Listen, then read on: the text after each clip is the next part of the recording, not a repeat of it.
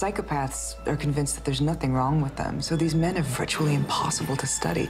Yet you have found a way in near-perfect laboratory conditions. Hello, ladies. Set in the 1970s, Mindhunter follows two FBI agents and a consulting professor as they interview and study sequence murderers, eventually coining the term serial killers. New terminology. I have to admit, when I was in college, I went through a little period of fascination with serial killers. Like, there's like an encyclopedia of serial killers, and it's... You seem like the type. Thank you. Wow, okay.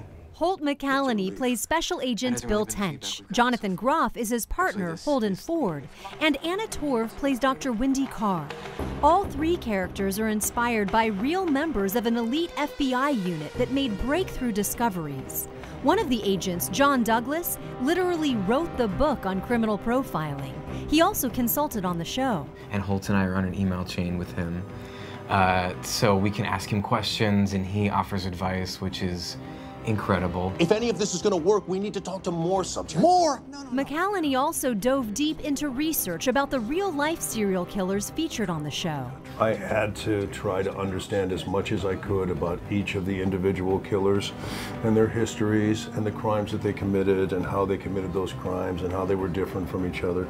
Disturbing and fascinating, Mindhunter tracks the team to different prisons around the country, even as a new serial killer begins stalking his victims. An ideal show for streaming and, if you can handle it, binge watching.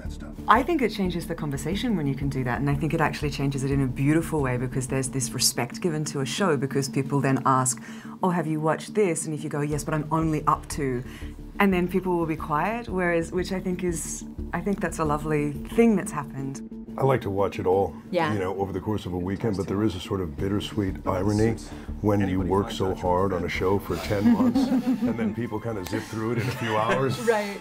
How do we get ahead of crazy if we don't know how crazy thinks?